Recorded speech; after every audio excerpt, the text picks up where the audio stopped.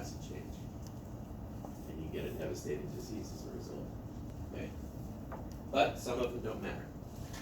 All right, third kind is called a nonsense mutation. A nonsense mutation, in this example, changes CAG to UAG, and UAG is a stop codon. And so methionine stop. That's called a nonsense mutation because the rest of it is nonsense, right? It puts a stop codon in at that point, and so what you get is you get whatever amino acids are occurring before that and nothing after. We also refer to that as a truncation because the polypeptide is cut off at that point. And so all of that is explained right there.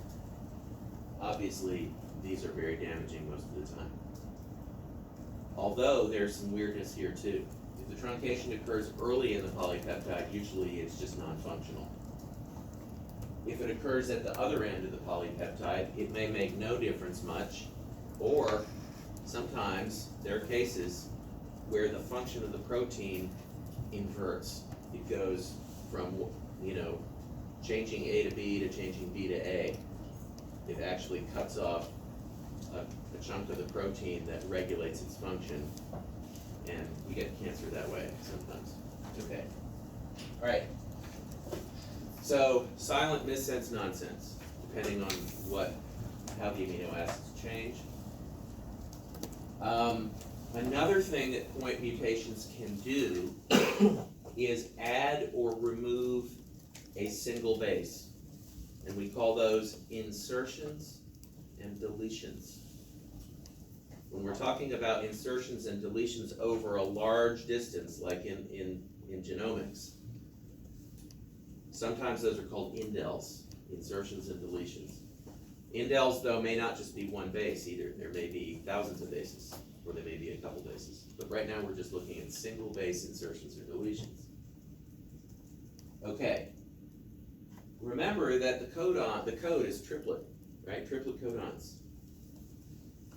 If you take out a base, a single base, or add a single base, think about what's happening to the 3-3-3-3 thing. It's like you're going 3-3-3-2 or 3-3-3-4, right? What that does, because the ribosome simply goes down the molecule and reads whatever it sees, you have now changed all the triplets from that point on, and that is called a frame shift. This rather complicated slide, I'll try to explain that. So in this example, the first two amino acids are what they're supposed to be, but now we removed an A, this A right here, and so instead of reading A, C, A, it's going to start at the C and read C, A, U, C, U, U. You see every triplet from that point on is distorted. And so now all the amino acids after that are changed. That's a devastating mutation, right? It's about as bad as a truncation.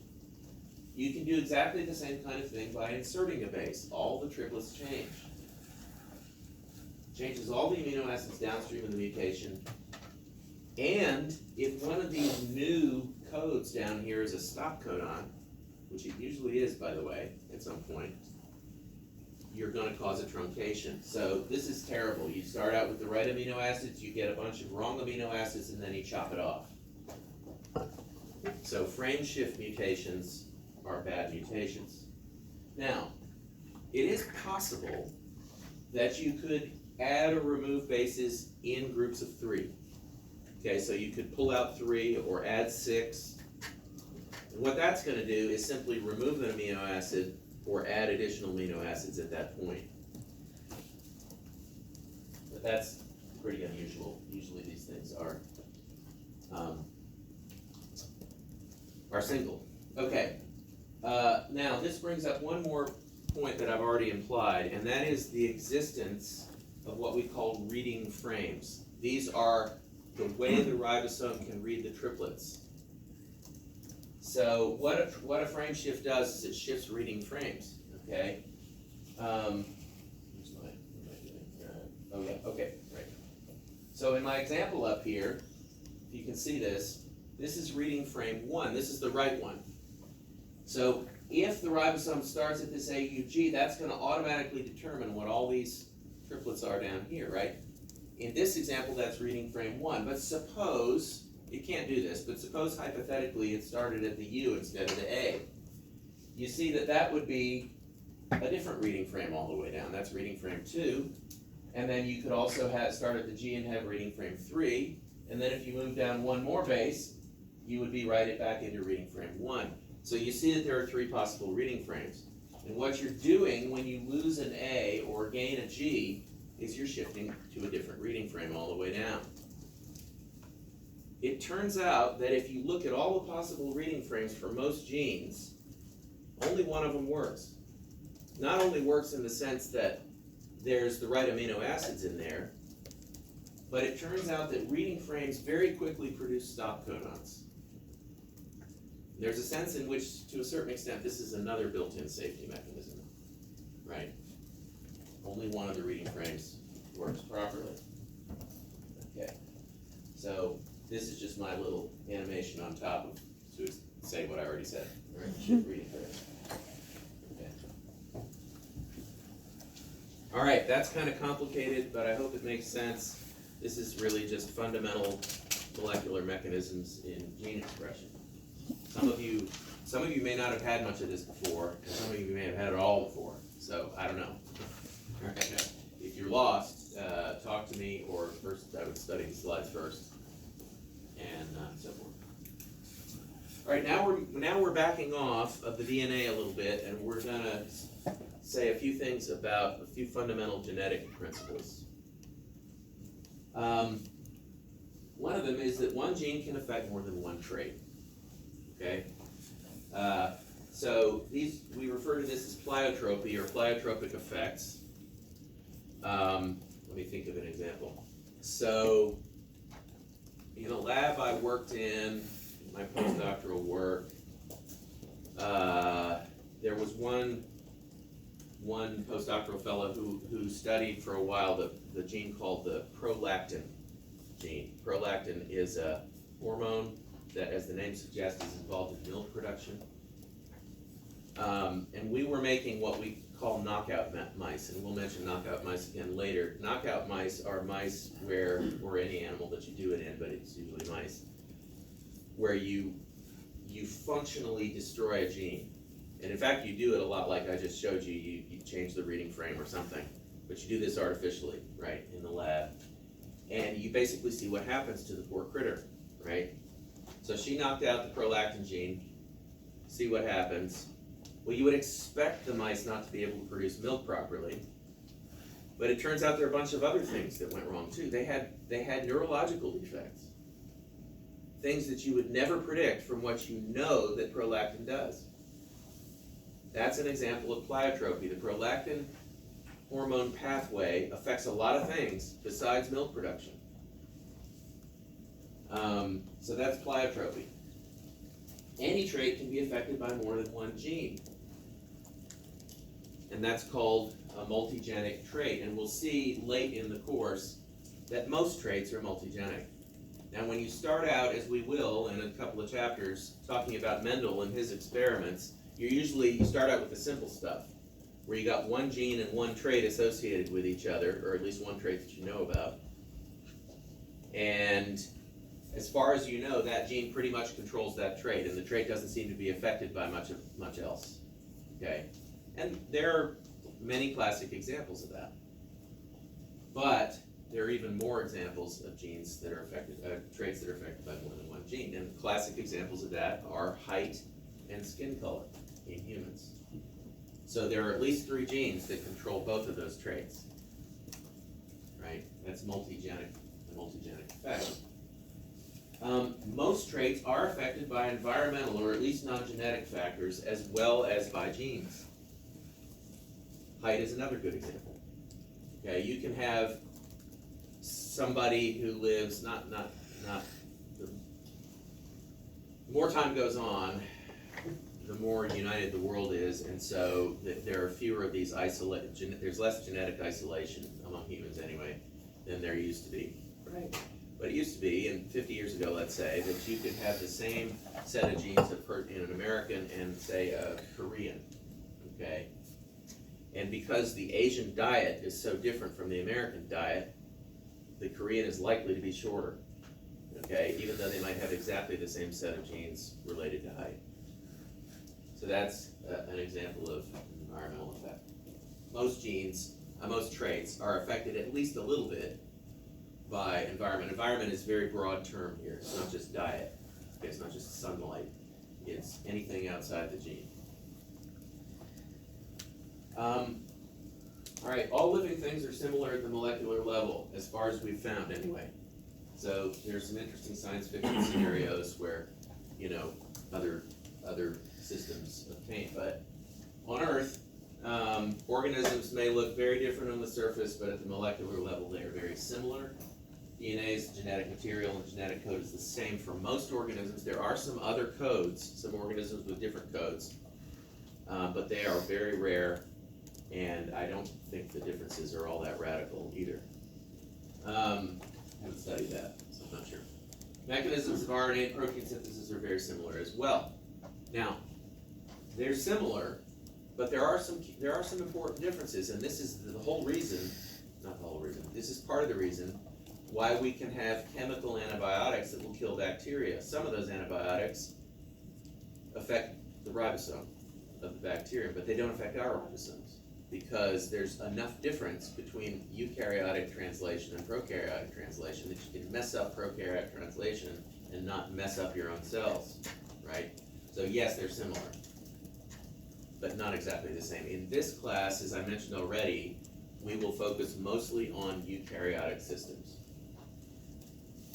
That was one of the things that confused the heck out of me as an undergraduate and even a graduate student. I could never keep straight when the professor was talking about a prokaryote or a eukaryote, because there are some differences in the way the molecular biology works, right? And they would just talk about them, and I go, where are we, right? I will try to avoid that kind of confusion, but most of what we're going to talk about, if I say anything about prokaryotes, I'll try to specify this is in bacteria, not eukaryotes, and we will have a couple things like that, but not much. Okay, these similarities among organisms are why we can do the genetic engineering that we can do, okay? It's why you can take a bacterial system and make human insulin in it, because human DNA is utilized by E. coli just like E. coli DNA is, or some similar enough, right? It's also why you can splice a gene from a different species into a different species and have it work. Okay. There is, if you sort of zoom out a little bit and look at the whole genome, all the DNA of different organisms, and their chromosome numbers and the proteins they make, which this "-ome" suffix is applied to a lot of things these days. So you've all heard of a genome, but you can talk about a proteome too. That's all the proteins an organism makes. And scientists sometimes break that down to ridiculous levels, like, you know, the metabolome or the kinome or the thisome or the thatome. Right? They're talking about a subset. They're abbreviating, you know, things to talk about a subset. But anyway, this may look boring, but I hope it's not totally boring. So here's a bunch of different organisms: Haemophilus influenza bacteria, a yeast, a worm, a fruit fly, a mouse, a human. Okay, what are their genome sizes? Well, on this chart, it looks like they're kind of increasing with complexity. Okay, so the bacterial genome, 1.9 million bases, the yeast, 13 million, and so on, all the way down to the human being, about 3 billion, or whatever. Okay, but when you look at the number of genes in that genome, things don't look so smooth. 1,700 in the bacterium, 25,000 in the human. But the mouse has 25,000. The worm has 20,000, not that far off the human. Okay, now all of,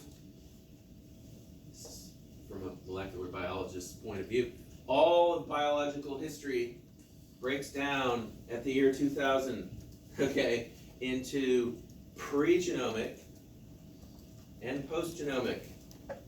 By that I mean, when we figured out the base sequence of the human genome, in about 2001 actually, that transformed the way that we do our biology, a lot of kinds of biology, not just molecular, okay? And I have some pretty slides that kind of illustrate that, but I don't have them here. Anyway, I'm a dinosaur. My education is pre-genomic, okay? But, you know, I've learned a little bit since then. Well, anyway, what's one of the things we learned? When I started teaching college in 1998, we used to tell people, well, we project that humans have about 100,000 genes. Because we were assuming that complexity relates to the number of genes in a rather direct way. That turns out to be wrong. 25,000, about the same as a pufferfish or a worm you can get in the dirt in your backyard. All right? So the number of genes, it does relate to complexity, but not in a very direct way. The number of distinct proteins approximated does go up with complexity, but not as linearly as you might expect. And there, you can break proteins down into families, and talk about that too. Anyway, some definitions down here. The complete haploid set of chromosomes, that's one of each. In humans is 23. It's about 3 billion bases long, give or take a little bit. Okay, proteome, all the proteins encoded by the genome. So it turns out, take-home lesson here is that the number of genes does not correlate directly with the complexity of an organism. And that's one of the great questions that opened up in modern biology when the genome was sequenced. So what does account for it? All right. And that it's probably the way that the proteins are interacting with each other and some other things that we'll see later. But we're still trying to answer that. Okay, what about problems? This, I've altered this a little bit from the slides that you have, just a little bit. I had, on your slides, I had 1 to 18. I've taken out problem 8. I didn't think it was useful to you. And I've added problem 21. I did think that was useful. Okay, those are the changes I made. I'd like you to do these in the next week. Next Tuesday, we'll talk about them. Some, not all of them, but some of them. I will email you the answer key probably today. If not today, then tomorrow, but probably today. And I really do want to urge you to work through these. Take the time to work through these on your own as much as you can. For each problem, try to do it on your own based on what you learned in class before you check the answer key, and then check the answer key, okay, and see. Some of these you're going to find kind of tedious, but it's like anything else, you know, you just, no pain, no gain, right? So, all right, and they really are good practice for the exam. So if nothing else, that should be a good insight for you to try. Okay, we're going to start chapter 2, and it's more of the molecular stuff. All right. So, DNA has these 4 bases, A, G, C, and T, we usually call them. Anybody here seen the movie Gattaca? Oh gosh. You need to see it. Okay, yeah, I think, doesn't the molecular class like watch that? No? Talk about it. Okay, it's 20 years old now, over 20 years old, and it is still, it's more current now than it was then. It stars Uma Thurman and Jude Law, I think. And, boy, it's a great movie. You need to watch Gattaca. Unless you just hate science fiction. But, anyway, it's a great movie. And very, very relevant to things now. Anyway, we have 4 bases. A and G are, we call purines. They have 2 rings in them. The others we call pyrimidines. They have 1 ring in them. can't remember if I asked you about those two categories or not, but it is good to know them. That'll be a little bit useful later. I have a gross little mnemonic device that I use to help me remember which ones are in which group. You have to understand, I lived in Philadelphia for 15 years and I rode the subway all the time, and the subway always smells, right? It's this mixture of steel and urine in the air, okay? I call that ode to Subway. And so, anyway, the smell of urine makes me gag, okay? Purines, GA. You'll never forget that now. Okay. If that doesn't help you, another weird little thing is that this is a shorter word than that word, but the base structure is the opposite. The purines are bigger than the pyrimidines. Okay. Anyway, it's probably irrelevant. So those are the chemical categories of these bases. This is a little bit more directly relevant for us. What about that sugar difference I told you about? So, or what about the sugars? So the sugar in nucleic acids kind of looks like this diagrammatically, and chemists number the carbons. You'll quickly learn that you know a lot more chemistry than I do, or than I remember anyway. They're numbered 1 prime, 2 prime, 3 prime, 4 prime, 5 prime. And that's where the name, the designation 5 prime to 3 prime comes from when we're talking about directionality. Okay? The sugar looks like this, and this is called a nucleoside when it, let me see, when it doesn't have the phosphate group on it yet, that's called a nucleoside. This is the unit that we usually talk about, the nucleotide. And the nucleotide has 3 pieces to it. It has a sugar, a phosphate group, and a base. And the really fundamental thing that you need to remember, or one of them, is that there is this OH hydroxyl group on the 3 prime carbon of the sugar ring. This is called the 3 prime hydroxyl group when we're talking about DNA and RNA. And that is what is hanging off the end of a single-stranded DNA or RNA, is that 3 prime hydroxyl group. And it is that group to which the polymerase has to add the next nucleotide. Okay? So that's a critical piece right there, that 3 prime hydroxyl group. The phosphate group, which looks like this, is attached to the 5 prime carbon, the one that sticks up like a hand out of the ring. So 3 prime hydroxyl group, 5 prime phosphate group. Gotta know that. The base is attached to the 1 prime carbon over here on the other side of the sugar ring. So a nucleotide is a sugar, a phosphate, and a base. In RNA, the 2 prime carbon has an oxygen on it. In DNA, it does not. There's just a hydrogen there. Hence, deoxyribose. Deoxyribonucleic acid is DNA. Ribonucleic acid is, and that prefix is named for the sugar. Okay. Notice the numbers on the carbons: 5 prime phosphate, 3 prime hydroxyl.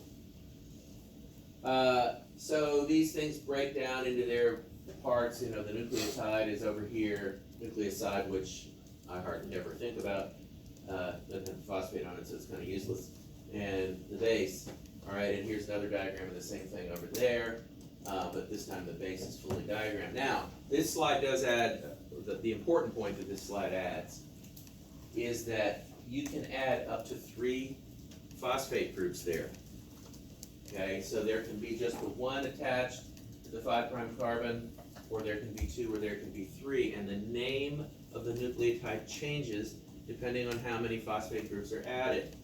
So if there's 1, we call that deoxyadenosine monophosphate, which we never say, we just say DAMP. If there's 2, ADP. If there's 3, ATP. Actually, this is D. The D in front of it means it's a deoxybase. If there's no D in front of it, it's a ribobase. It's an RNA base. So you probably know that ATP is the primary energy carrying molecule in cells. ATP is a ribonucleotide. It's not deoxy. And it's got 3 phosphates on it. Okay? You may remember from chemistry that these phosphates are all held together by some very high energy bonds. Why are they high energy? I'm gonna burrow into chemistry detail here for just a second. Okay, just because I think it's cool. I know you're all asleep. There's an ether linkage here, which means there's an oxygen in the middle between the phosphate and the carbons. Phosphodiester, sorry, not ether, ester. Anyway, as you add phosphates here, you start out with 1, okay, you add a second one, and you add a third one. And in between the first and the second and the third, there's an oxygen in there. And it turns out that the electrons are such that they are repelling each other, okay? And that's a covalent bond, and it's holding those electrons near each other, like a spring that's compressed. Why is that a high energy bond? Because when you break that bond, that spring gets released, and so it goes, right? And it releases that phosphate and the energy with it. And that is why these are energy carrying molecules, and when you want to when you need energy, you chop off a phosphate, and it's like releasing that spring. There goes the energy, right? And you can do that twice. These are equally energetic, these 2 bonds. So you can cut the third phosphate off, energy. Cut the second phosphate off, energy. And now you're done. Alright, lots of energy. Okay. What happens when we build a DNA molecule? Alright, so we link one sugar to another. And we do that by linking the 5' phosphate of one base to the 3' hydroxyl group of the next one. Okay, so 5', 3', 5', 3', 5. You see where the directionality comes from here? Okay, and again, the genius of this system. All the sugars and phosphates are the same in the bases. What is that? Why is that important? Because you can link one to another one in any combination you want. It does. Why is that important for DNA? Because the base out here is a separate entity from the sugar. It does not affect which nucleotide comes next. And so I can have a C here, and I can put a G there, but it doesn't have to be a G. It can be another C, or it can be an A, or it can be a T, it doesn't matter. Because the sugars and